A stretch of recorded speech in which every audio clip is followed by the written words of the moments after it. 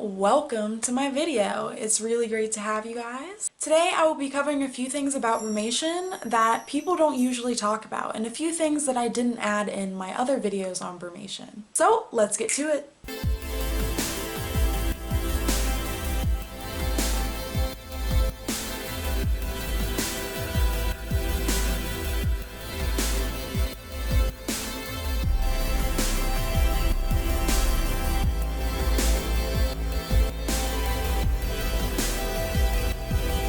So if you don't know what brumation is and you have not seen my very first video on brumation, please go up and watch that video right now because the whole rest of this video will make a lot more sense. And if you had watched my video on that, then I wanted to make a few tweaks on some of the things that I went over and also add to a few things that I didn't actually mention in those videos. First, in this video I stated that brumation happens in the winter and it shouldn't happen any other time of the year or something to that effect.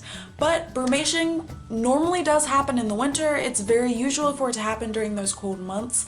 However, sometimes it can happen a little bit earlier. It does happen and it doesn't mean your bearded dragon is sick. However, if it is happening during those warm months, then it is a really good idea to get a vet checkup. So if your beardy is starting to experience these signs of brumation, please go get a vet checkup, especially if you are a beginner. It is best to get a fecal sample and just a regular health checkup for them. If you are someone who is a bit more experienced, then there are ways to do this yourself. BeardedDragon.co website has all of that information there. They have all of the equipment there and all of the care instructions and everything you need to know for that to do fecal tests at home. They also have medicine for you to just give to your dragon to cure the worms and get it over with. I actually do the last option, which is giving the meds, because giving those meds doesn't actually hurt them as long as you give them the correct amount of medicine per weight. Number two, a sign of brumation that I didn't cover in this video was actually digging. Bearded dragons sometimes tend to dig under huts and stuff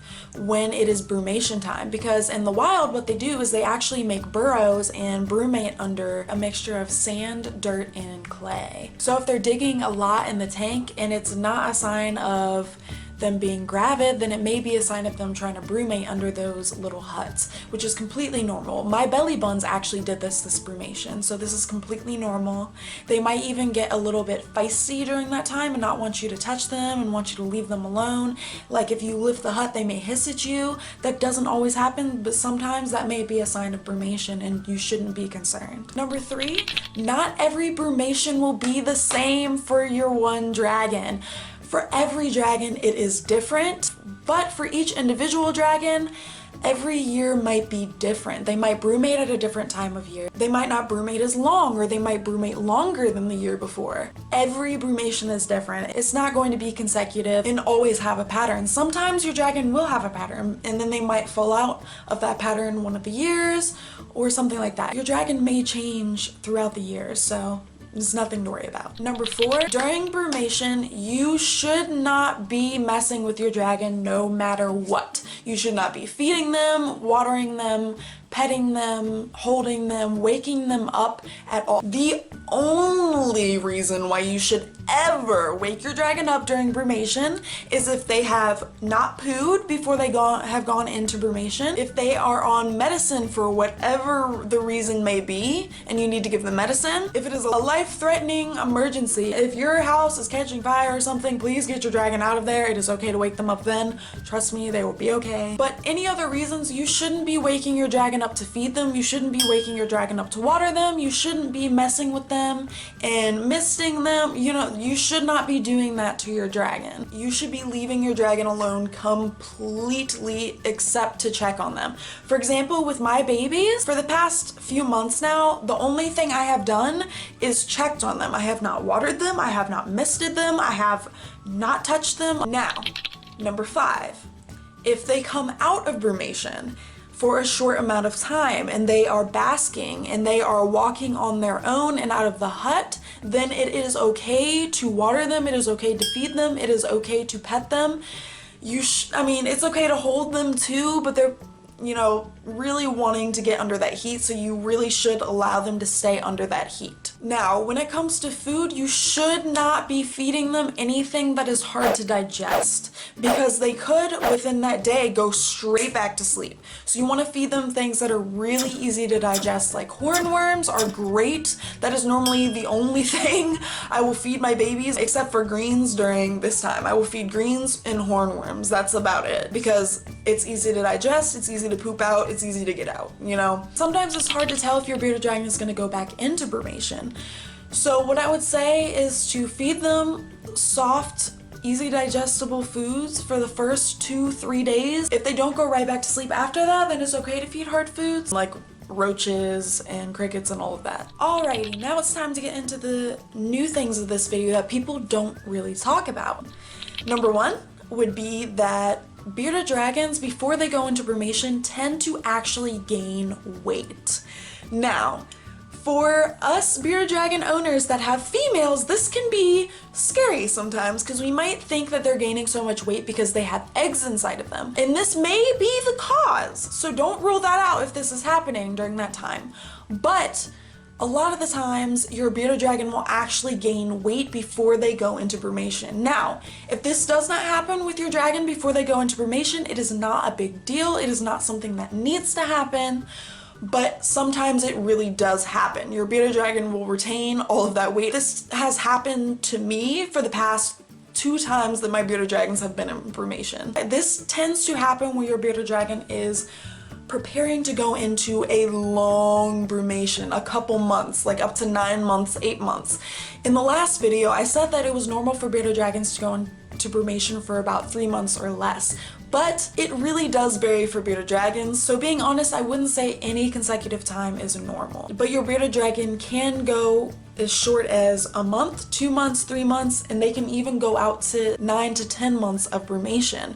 Usually if it's with those longer spans of time, your bearded dragon will have breaks and come out, but that doesn't always happen, so you want to make sure that you are checking on them. Number 2, bearded dragons are known to move in the middle of their brumation. So if you have a big hut and you hear like scratching or like them moving around, they will adjust. It's kind of like us, we don't like to lay in the same position at night. Your bearded dragon is the same way. So because of this, this brings us to number 3. It is best to have a bigger hut for your bearded dragon. Those smaller huts aren't really suitable for brumation. They're good for a short nap, but for them to actually have a full brumation, those tiny little huts really aren't gonna cut it.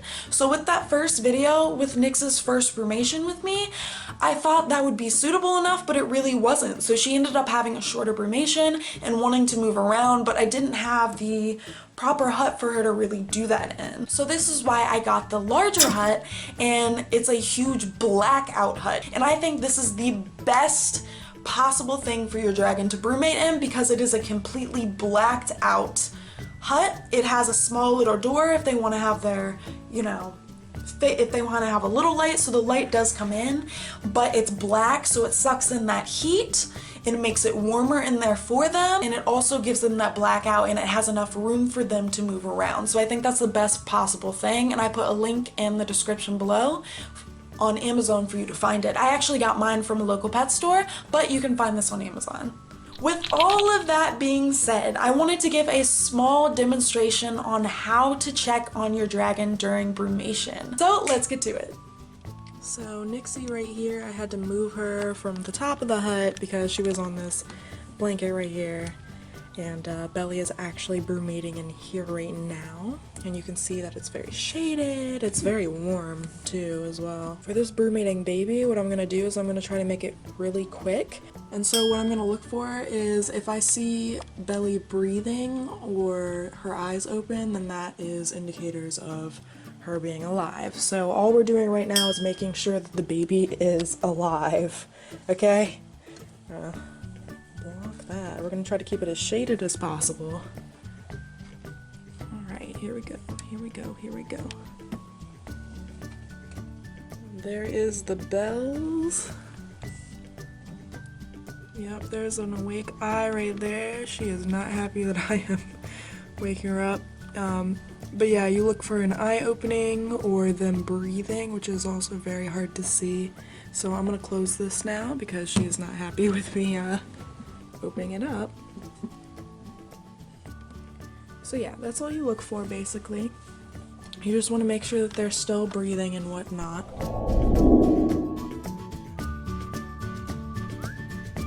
Alrighty guys, so that's all I have for you this week. I'm sorry it took so long for me to upload a video. It's just that my babies have been sleeping and I didn't think to make another brumation video, but here we are. So if you're still watching this video, be sure to like this video, share this video, subscribe if you haven't already, and stay tuned for next time. From my family to yours, I hope you have a wonderful, wonderful week. Mwah!